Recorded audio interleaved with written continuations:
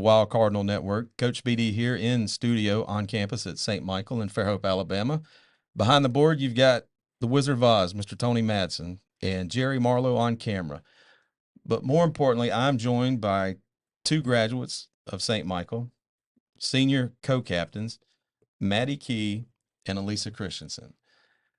Quick question for you to start out before we get into the actual soccer conversation.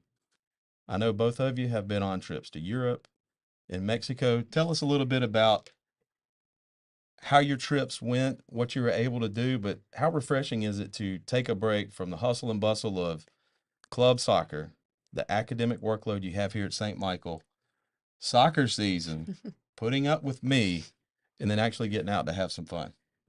It's really nice. Um, it's a good little break. It was very much needed, relaxing break. But so we went to London, which was really fun, and we stayed with Elisa's aunt, and it was me, Elisa, Katie Ford, and Talents Bowman, and we all went together. And then after a few days in London, we went to Madrid, which was also super fun, and we just kind of explored the city and just had a good time. Yeah. So, Lisa, what do you guys do on a trip like that with your peers here from high school? So we basically would wake up, eat food because we wanted to spend our money more than things. So, and then we would just go out and walk around the city, go into shops, but we walked and we would walk and ride the subway, which they call it a tube in London. And it was just amazing. And eat a lot of food while we're there. Food. Yes, we ate a lot. So you come back from Europe, here for a few days, and then you get to go to Mexico. How was your trip to Mexico? Amazing. So we had four families with us. So it was my family, Maddie's family, and we had two more families, the Barods and The writers. the Riders, yeah, sorry. And there was 21 of us in one house. So it was a party every day. Super fun. We went to the beach a lot and tried to tan, but weren't very successful. But yeah, it was a lot of fun. Yeah, because those are two totally different atmosphere and climates. You're going from Europe to Mexico and then back here to South Alabama. Yeah. All right. The reason we're here today is kind of honoring everybody who had the postseason awards. For those that don't know, both of you were senior co-captains together. You won the Cardinal Award and you won the, help refresh my memory, Leadership Award. See, I just wanted to test you to see if you remember it. But those are important awards because those are given out from the program to players. But most of all, one thing that I wanted to talk about was the other postseason awards that you won. Both of you were first team 4A All-State, second team 1A through 7A All-State, first team All-Coastal team, and first team All-Area team. Knowing each one of you and how you are as people, not necessarily players, not seeking those as goals, but how does that feel to have coaches from other teams and around the state nominate you, then vote on you for these awards? I feel like just knowing how much hard work we put in, I think Elisa would agree with me. It's just nice to see that being recognized. What do you think, Elisa? I think it's it's such a commitment and you spend your time working and working. It's everyone is, but I don't know, sticking out to other people, it's kind of nice because you're like, okay, I'm doing something right. And it's very nice to be, and not awarded, but recognized, okay, you're doing something right, keep it up. And it inspires the younger ones to okay, maybe she did this or they were like this, so maybe I can strive to be like them, I guess, in that aspect. Yeah, one thing you notice as both of you were captains is that people tend to gravitate to people who are leaders. And if you watch, whether it was last year or you watch this year, before captains are even named, when you show up in preseason and you're setting up and doing this and that, if you look closely, outside the box looking in, I don't know if you guys know this, but people kind of gravitate towards you. Talk a little bit about leadership, what that means to you, from the time that you came to St. Michael in the beginning And as you exit the program, your role as leaders on the team this year, and just kind of just touch base and talk about that. I feel like having a good captain really like impacts the team and like how the team will do because the younger teammates, especially like having like seventh and eighth graders playing with you, they need like an older like role model, like someone to look up to. And I think that person just like needs to be someone who's gonna like work to like bring the team together and push everyone to like be their best. So then that way like we can achieve the goals that we need to. And I think in the future, like having those captains and like those like leaders, and not everyone who has to be a leader, like they don't have to be a captain. Like you can have more leaders in the team that aren't like named captains. But I think the more leaders that you have, then the more like successful like the program could be. Yeah, like we started in seventh grade and we would see the older girls like, okay, like I want to be like them, like Chloe, or in seventh grade we were like, she's the best player and we want to be like her. So you watch them and see what they do to get to the level they are. So you like, and I think as the years went by, like our eighth grade year, well, COVID happened, but the way like the team, like the older girls would like help us like get better or like take us to games, for example. And it didn't even have to be during soccer. Like outside, they'd say hi, or like, I think you feel very welcome and you want to keep doing what you do because of a good leader. I think a good leader can shape the way that the future is. And I think like the younger girls, like even knowing their name or like just asking like, "How was your day?" Like I think can change the way they view like practice. Mm-hmm. Absolutely. It's very important because I said this, I think, in one of the interviews before. The younger kids look up to you, but they hold on to everything you say and everything that you do, good or if it was even bad, if that ever happened. But yeah, I want to be like Maddie. I want to be like Elisa or whoever the player might be. But by showing them that you're not above them or the program or anything, hey, I can carry equipment. I can help set up. I can carry water. I can do whatever, that the team needs. That just further implements the culture that you're trying to establish, no matter what program you're at, whether it's here or somewhere else, that, hey, this is how we do things. One of the things that I think the last couple of years, I mentioned this before, our teams are successful is because of the selflessness and the willing for people to do things that they might not be comfortable doing. Or I'll use both you as an example since you're both here in studio. Your unselfishness. You played center mid last year, for those that don't know. 14 or 15 goals, a bunch of assists. You were one of the engines of the team, and you played center mid too. With everybody losing, I hated to do it, but I had to ask you, would you come play defense and be our center back? And that made all the difference in the world. We gave up 11 goals, and we're within like the top 5 or 6 teams in the state of goals allowed, 1 through 7A. And you play center mid, you leading scorer for the team, scored huge goals. And then, sometimes if Elisa had to come out, you would come back, play defense, wouldn't miss a beat, go back up. I think actually you scored 2 goals or set up the first 2 goals one game playing center back. But the selflessness and willing to help others and pick them up, I think that's very important, and that's huge success to our program. I'll be honest, your leadership will be missed, but the good thing is y'all have done such an excellent job. The next wave of people coming up, once you get into last year was year 1 for you, then this past season was year 2, and you're able to establish these things, that's setting the culture, and I think it's only going to get better. And that all starts with you, because I can say and do everything, but you are the players in the locker room, in the back of the bus, on the training ground, and you have a huge impact and influence on players. Would you agree? Sir. I would agree with you. Yeah. Because I hear stories of, like last year, parents will send me a message or call me and say, hey, I don't know if you know this, but I'll use Maya as an example. I won't name the player. She always checked on the player, asked her how she was doing. So just a simple, as you said earlier, simple, hello, how are you doing, can go a long way. And we want every player to feel welcome, 7th grader, 8th grader. anybody that transfers in, you name it. So having said that, moving on, since you two have been here the last 2 years, talk a little bit about, as I said earlier, your transformation, because you've been through different stages of the program. As a seventh grader, the program's just getting going. You said eighth grade, you lost to COVID. How has your journey been in the process of going from, hey, we're just trying to field a team, we're competitive, and where you leave as seniors at St. Michael?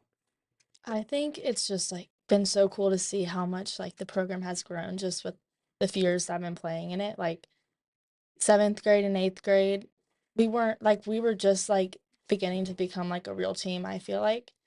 And now, like by now, I feel like we've really like established like a really good program, and that's just been really cool to see like grow. Yeah, like seventh grade year was my second year playing soccer ever. So like starting there, I think, and like every year it was like a little bit more competitive, or like, and like I felt more comfortable like stepping on the field. Like at first, we remember like we would like play in JV, and like we got pulled up a couple games, and we're like the extra large, and it was so scary, but it was like so exciting.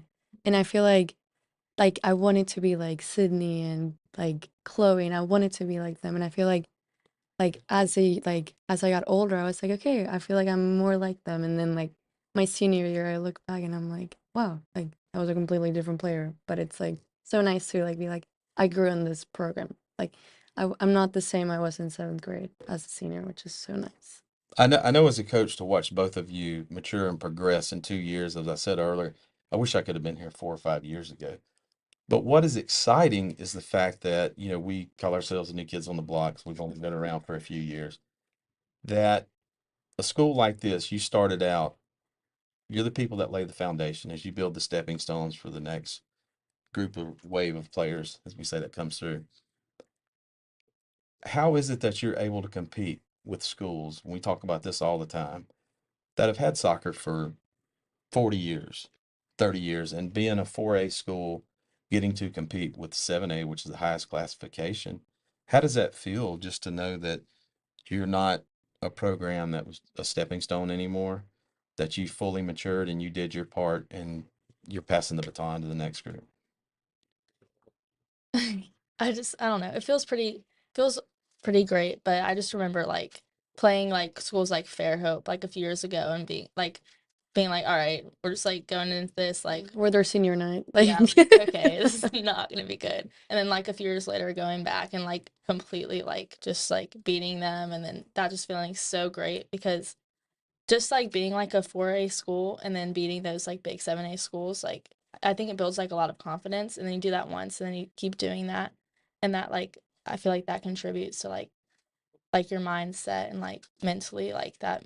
I don't know. I feel like that helps. like knowing like that other schools have like more respect for you is kind of like, okay, like I am as good as them, or even like or even better, you know what I'm saying? Like Yeah.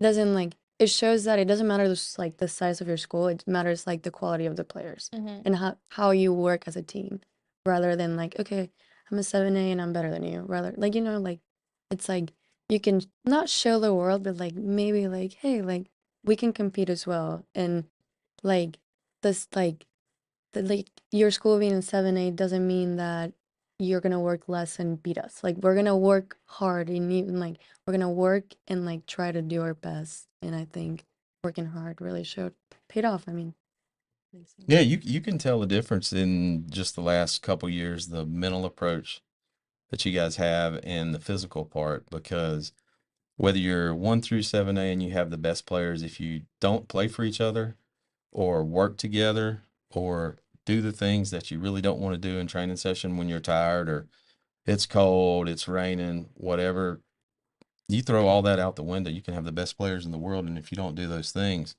I've seen this movie play a few times and it always ends the same. But elaborating further on that, as you leave, what advice do you have to the people that'll be coming through? If you could share one thing with somebody that might be moving in, or somebody that's going to be a seventh grader, or even to the young kids, if you had an audience to talk to them, what advice would you have for them in all Um, aspects? And it doesn't have to be Mm. soccer. It can Mhm. be whether it's your faith and or just advice here on the academic side at St. Michael. I think just like no matter like if you like lose a big game or you feel like you played really bad or like you're like feeling really down about like anything, it doesn't just have to be soccer. You're always like working towards a goal and you always like well, speaking on the soccer side of it, like you have that love for soccer and you don't want to like throw that away just because of like one game or like a bad experience or something like that. Like just to keep pushing for that goal and keep working towards that because it's like it's going to pay off in the end and you're going to look back and have all these good memories and know that like you worked your hardest and you achieved that goal that you've been working for. Yeah. I think one piece of advice is like go into it with an open mind and an open heart because there's how many kids do we have this year? Like, Close to, I think, 40. yeah, there's 40 girls and they're all different. And I think having like an open mind and realizing, okay, like she's good at this and she's very kind. Like, I think welcoming, like, be like the light to the team. Don't be the person that brings everyone, not everyone down, but like just like little comments can affect anyone. Like a positive comment can affect, okay, I'm gonna do like I want to be like her, or a negative comment can be like, okay, like like that is not, I don't like this anymore because of this negativity. I think trying to be like positive and like inviting, I think is it's a key because with like an inviting program and like a good team, you can win things. A united team, like a strong team, like it doesn't even matter the skill. Like I think mentality is it's key. I think so. I think having an open mind. Yeah, I think the biggest part of our game that's underrated, whether it's the physical game or in training, is the mental side and the mental aspect of playing. Whether it's baseball, soccer, it could be anything because you're not always going to have your best day. Question is, how are you going to react? How do you respond? How are you going to recover? But most of all, what kind of example are you going to set for other players?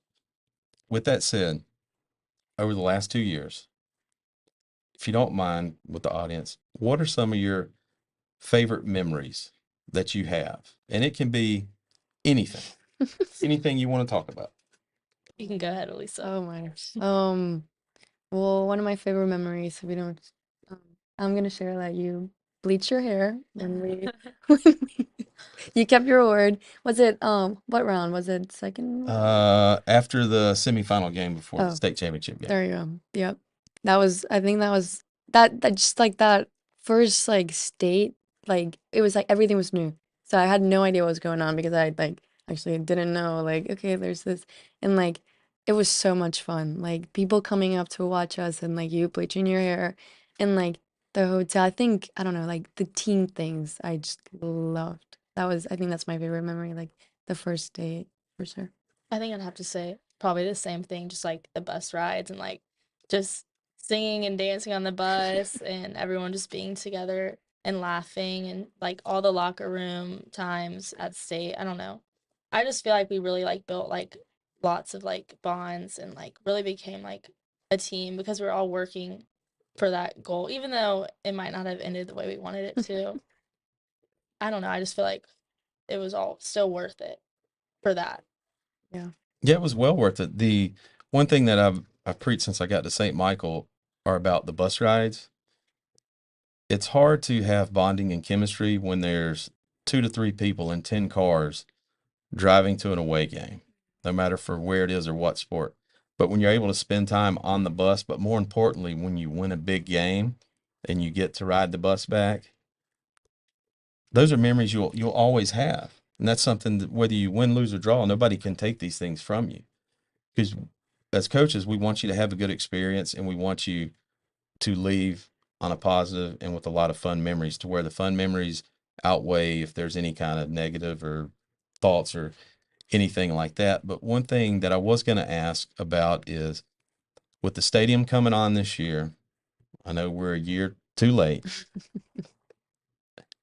What was your experience like being able to play a home area game on campus, then being able to have senior night on campus and not at another facility, even though we're grateful for everybody letting us use the facilities. That always felt like a road game, or at least in my opinion. Mm-hmm. And I think that's one reason you guys were battle tested, is because you didn't have a true home. You rented space or you borrowed a space here. How was that, being able to play 2 games on campus?